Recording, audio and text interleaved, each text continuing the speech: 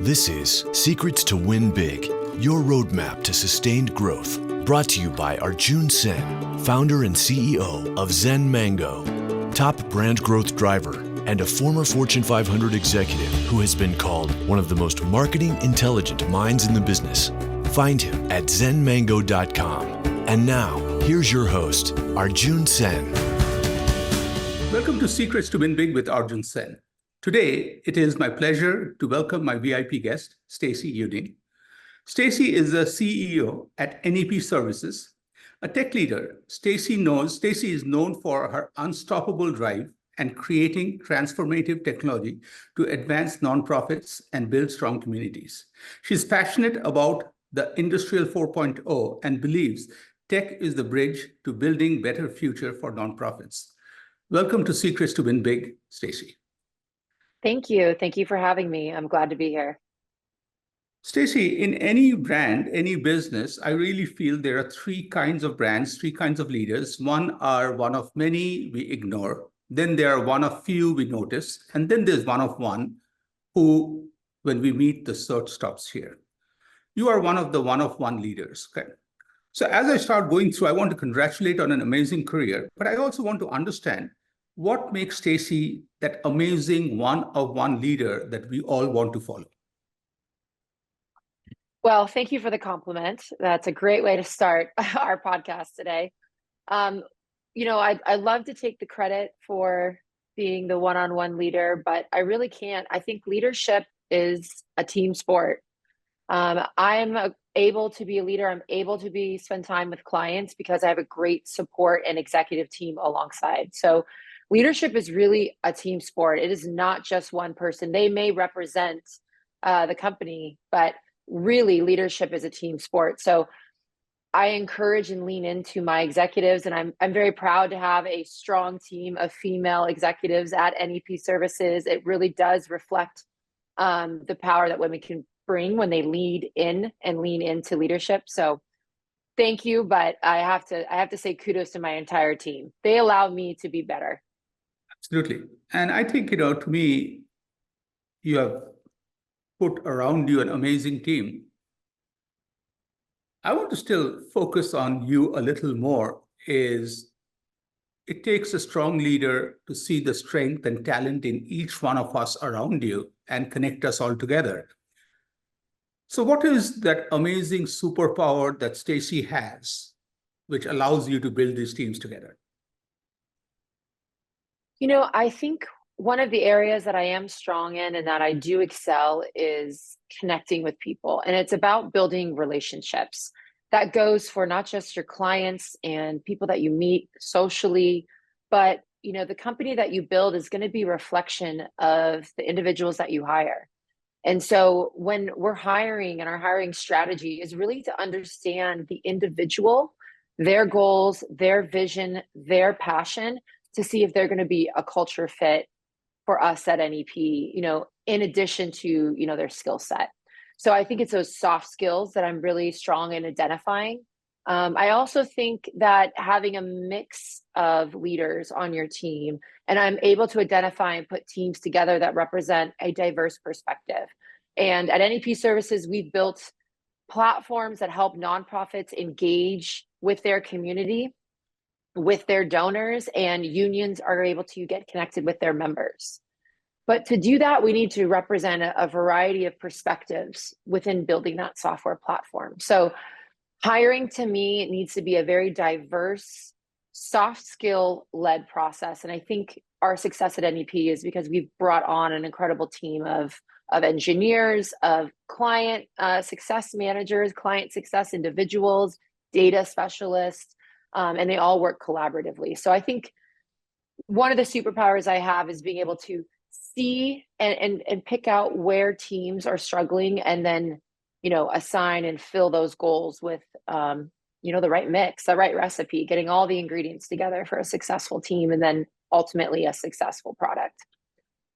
I love that. Especially, I think a leader is, to me, number one, the vision provider. In this case, you seeing what rest of us do not see. It's just like We all are out there. I'm trying to find what's going on. You're just like, Arjun, look, little left. I'm like, wow, that's it. And that I think is such a superpower. I want to go a little bit more into NEP. Okay.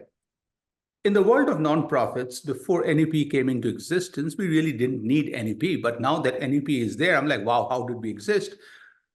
What was the need? What was that, core offer that NEP brings that makes nonprofits worlds better?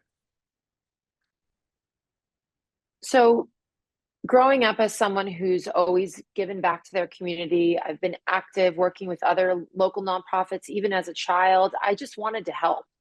And so the gap that I saw in the marketplace was nonprofits need to operate with best in class tools, just like a business, right? Essentially, a nonprofit is a business. They have employees. And the only difference at the end of the day is that they happen to give back their profits to a cause. But the goal should always be, how do I deliver the best product? And that product is whatever you're helping in that community, whatever impact you might be making for an individual.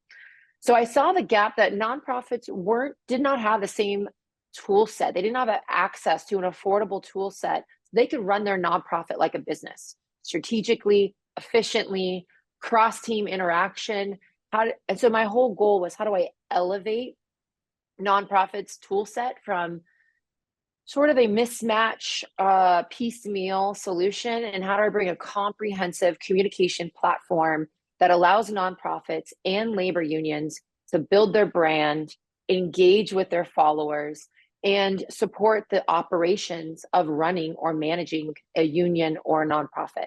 That saves time, that saves money. That operational efficiency was not really a thing. That was not a key KPI that nonprofits were measuring. And so my goal was to provide a tool set and then educate nonprofits on how, if you instill this operational efficiency within your nonprofit, you're going to save time, you're going to save funds that you can then redeploy and make your programs stronger.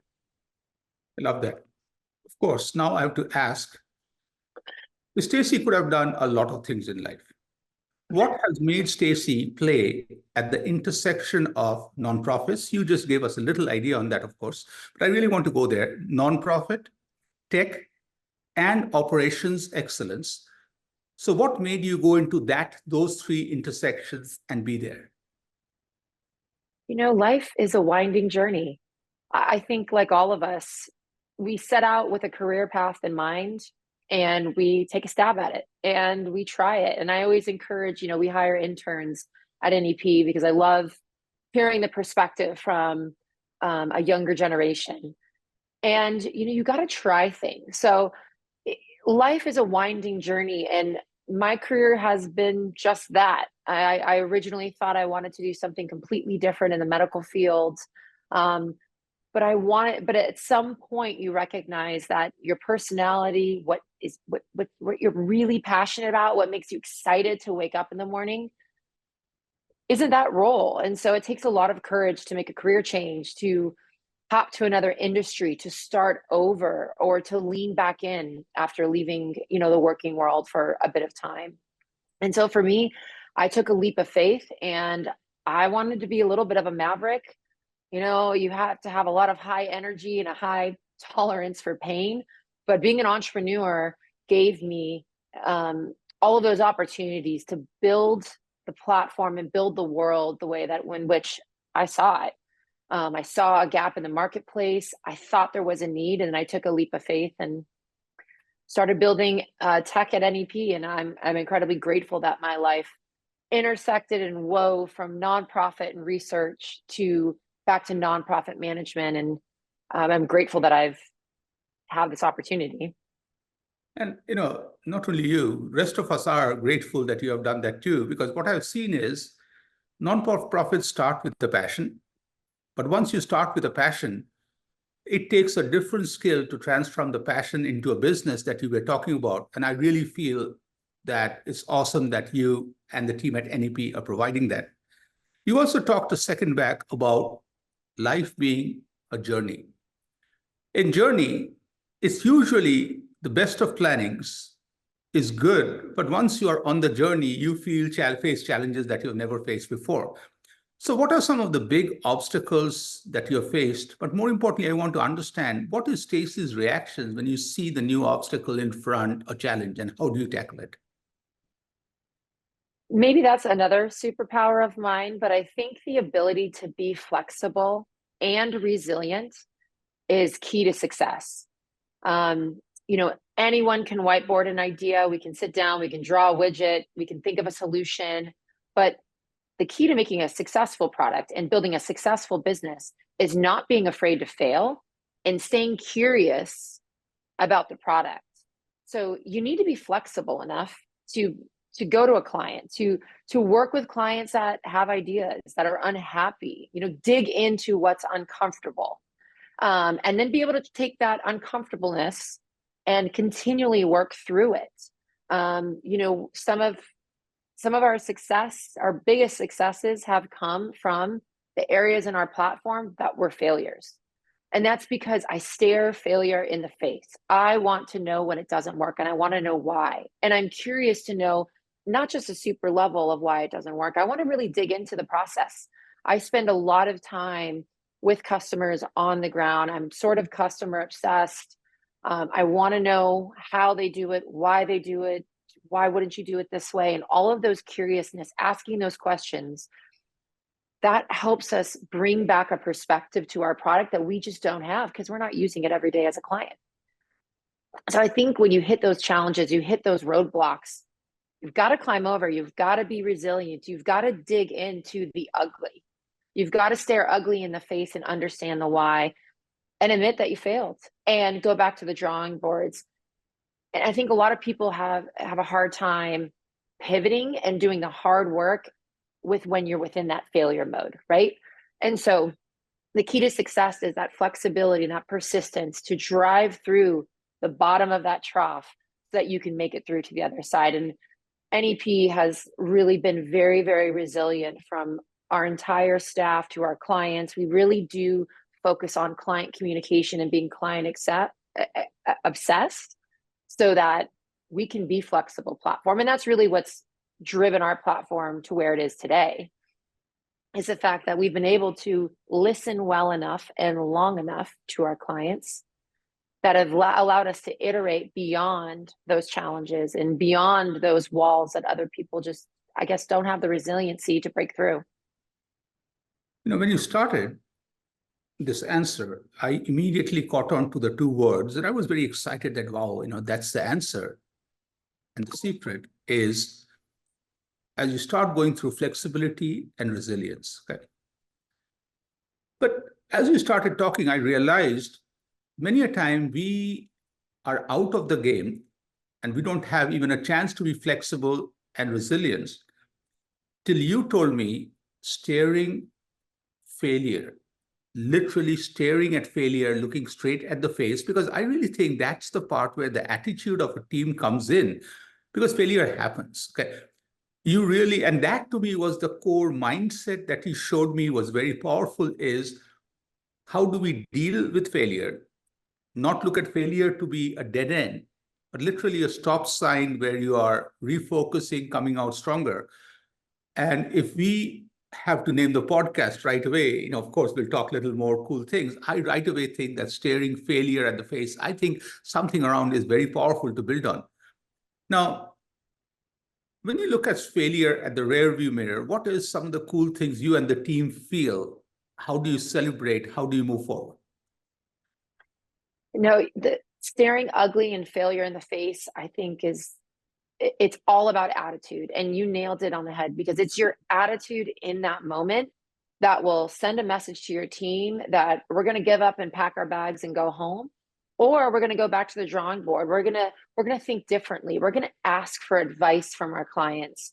So I think the attitude in those moments as a leader is key, because they're looking to you to say, well, is this an actual failure moment, or is this simply just a road bump in our journey? In the moments of failure, it might seem like an entire mountain of failure. How are we going to hike over this? How are we going to survive? But if you take a step back and you shift your perspective And when I look back at all those failures in my rearview mirror, were they really mountains, or were they just road bumps? Were they speed bumps? Were they part of that winding journey of life that were necessary for me to push my platform to where it is now? I would say that our failures, all of those issues in the rearview mirror, where we could have done better, where we didn't think about a feature in depth enough, where we could have iterated more in the development process before we released it. That is exactly why we're successful today. The good things about our products, the things that have always been great, they're still there. They still work. But now our platform is, 10x improved because we've hit all of those roadblocks. So every time I see a failure, every time I look back on the things that we've overcome, to me, those are the wins. Those are the opportunities. Those were the moments of opportunities where we could have stepped up or stepped out of the game. So when we look back, we kind of chuckle about them, because in the moment it was, it felt life or death. And that's how sometimes it does seem, in the moment. But really, it was an opportunity to reflect. It was an opportunity to be curious and ask questions, not take it personally. And I think that is what, again, just built and allowed us to thrive within software space, which is a very competitive, very difficult business to run and to manage and to grow, because we've been able to iterate and not take it personally and look at those challenges as opportunities. And that's not new advice, but it's definitely harder advice to take when you're in that moment. And I think it's more than just advice, because advice we can find anywhere. Hearing from somebody who is living it is totally different. Yeah. And now you just added a different dimension. Okay. I was very excited and happy that we found its attitude, but I also realized that the phrase that you have used quite a few times is the winding journey, or the unwind, of life. I really think that perspective is very important, because that perspective, when you are connected to attitude, it really shows that the journey is not over. All you have to do is shrug that dust off you and let's keep moving, because I feel attitude and that perspective of yours, then the flexibility and resilience together becomes that amazing success of NEP. So we talked about failure a lot. Let's shift gears to talk about some big wins as a team leader, because you always deflect you to the team. I really love that. Some of the big wins of NEP that you're proud to talk about, that puts us in the unwinding journey. See, I'm using your phrases, long term. Well, of course, on this winding journey of life, you take all these unexpected turns, and that's sort of the excitement, right? I'm very passionate about what we do, and thankfully, our team is incredibly passionate as well.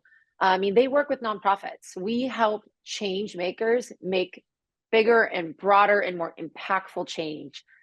That's pretty cool. I could go and have a job as a corporate attorney. No offense to any lawyers listening. I could do a lot of things in life, but I get to help change makers.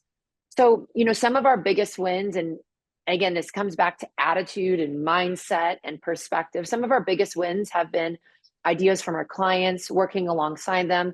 We've raised, $65 million for nonprofits through our strategic marketing. We've launched helpahero.com, which is a great crowdfunding platform that actually protects your data, so it's not resold or shared to third-party marketing, so that data security is something that we all very much care about. None of us want more telemarketing calls, and so we've come up with a series of these tools, and the one that we're most proud of, our crown jewel, is Connect Plus association, union, and nonprofit management software. So again, sticking with the theme of how we can make change bigger and better, this platform automates and creates operational efficiency for the back office of nonprofit work that they have to do every day.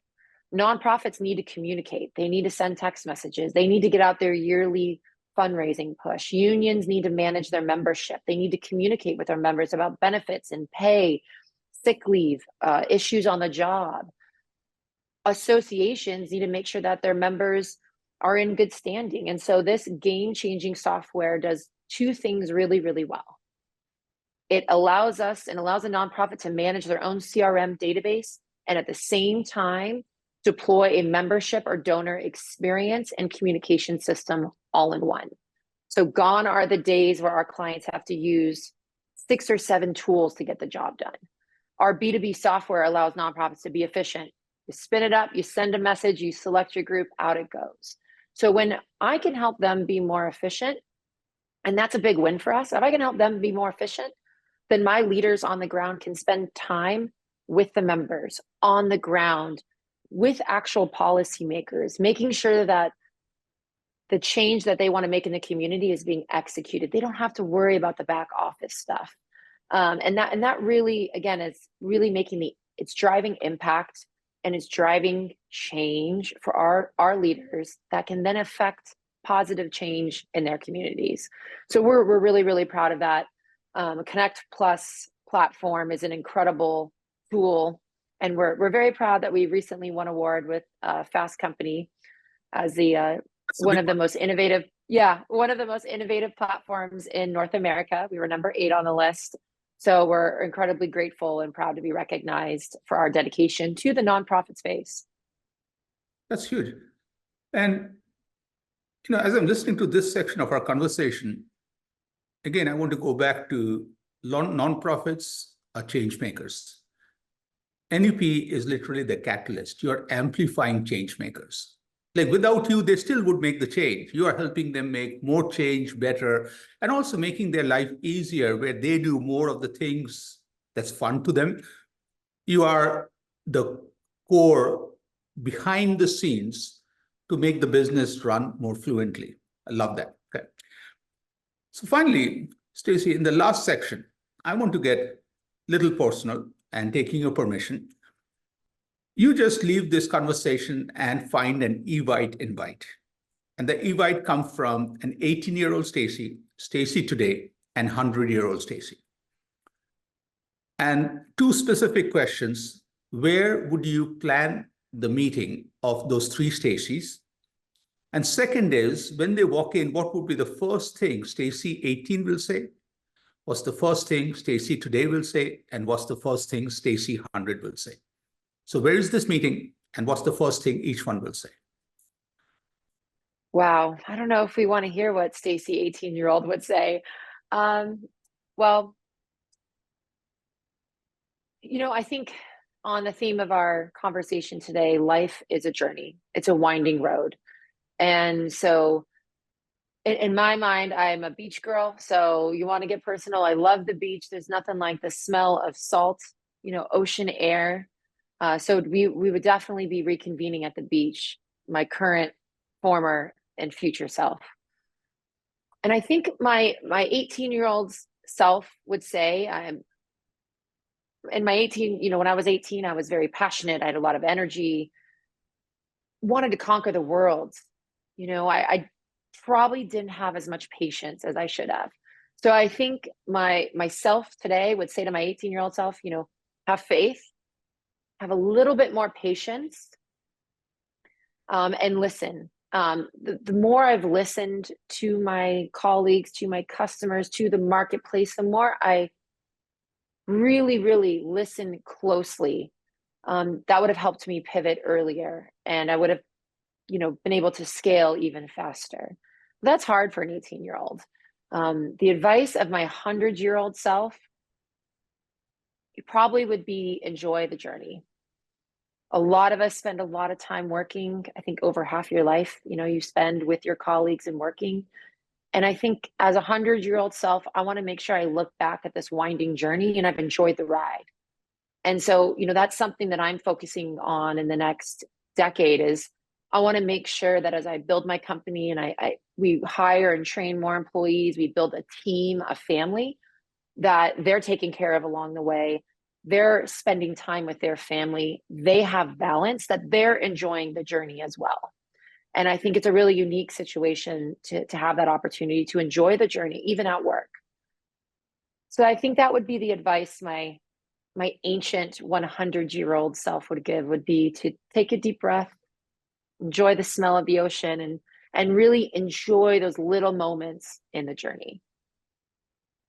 What is unique about the answer is somewhat, part of it is similar to what others talk about. But the unique part was the wisdom of the 100-year-old to not reflect only on Stacey enjoying the journey, but the core team who are trusting you, building around you to make sure they enjoy the journey. And that's the part I really felt was really unique and really touched me. So thank you for sharing that. Okay. Stacey, this has been a great conversation. First of all, I want to thank you for taking time and you sharing from your heart.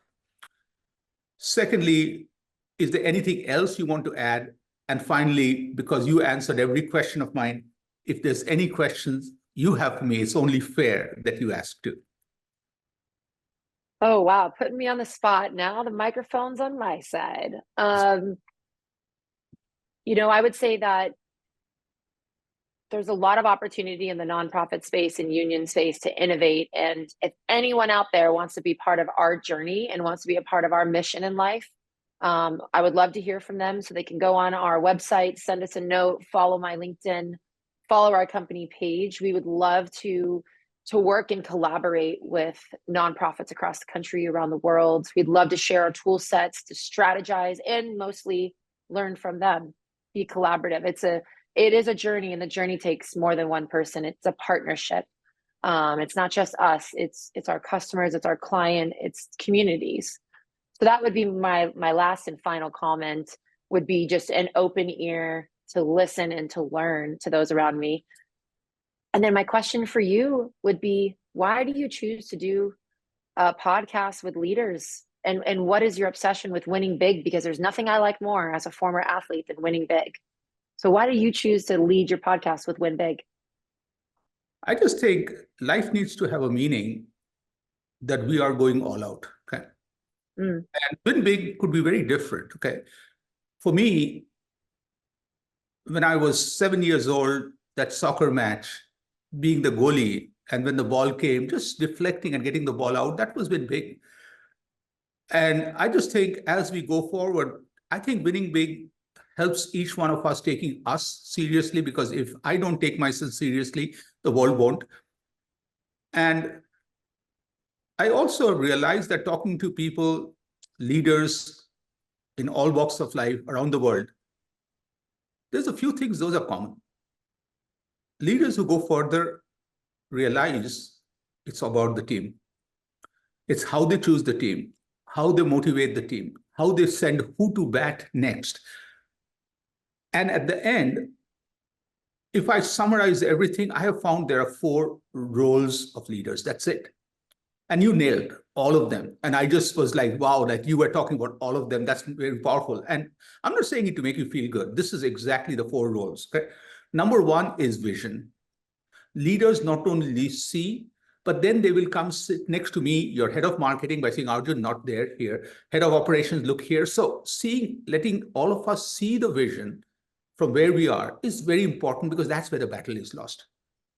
Second is leaders break barriers. I feel each one of us have hammers, but my CEO will have the biggest hammer. And you sitting next to me and using that hammer to make barriers literally jumpstarts my journey. Number 3 is you bringing resources. Okay? You can connect me to somebody which I wouldn't have seen. And that's the power of a CEO, is vision, break barriers, and number 3, bring resource.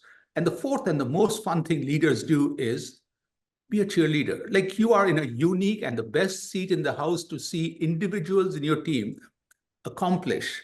And when they look at, just like little kids, now they're all 5-year-olds, by saying, look at what I did, like my artwork, and you just saying, wow, amazing. And that's it. And so to me, I really feel that, there's a life I have, but doing this podcast really gets me excited. And the energy is amazing. So again, thank you for asking that. Hope I answered your question. Yeah, I agree with you. I think winning, it's a sport that we play in life. No one is born. We don't wake up every day wanting to lose. We want to win at something. We want to win at everything, right? So to win, though, you have to lose. Even I was listening to a podcast, or it was a speech by Roger Federer. And did you know that he actually misses 50% of his shots, but he's still top tennis player in the world, right? But that's about the attitude, right? So I think winning it's all about winning, and it's how you win and how you measure up yourself, and how you don't let failure bother you. You look it right in the face, you learn from it, and you move on, because the road's a journey. There's more road ahead of you. So I love the idea of your podcast, and that it's winning big, because that's why not? Absolutely. And that's the part where I also feel there's a very subtle difference is you cannot be obsessed. You have to be passionate. Obsession to me gets into when you don't win or have a setback. It's tennis. You just lost a point. You cannot beat up on yourself, because that's the Right. part where it's the whole thing is the journey. And that's what I think as you said, quoting you, the ancient Stacey would talk about is enjoy the journey for you and the team, because it's the journey, the winding journey. And I really appreciate you sharing your vision and path about the winding journey with me. Thank you. Truly a great conversation. Thanks. Thank you. Thank you for having me. You've been listening to Secrets to Win Big with Arjun Sen, founder and CEO of Zen Mango, top brand growth driver, and a former Fortune 500 executive who has been called one of the most marketing intelligent minds in the business. To learn more, visit www.zenmango.com. Share this podcast with your friends and subscribe wherever you like to listen to podcasts.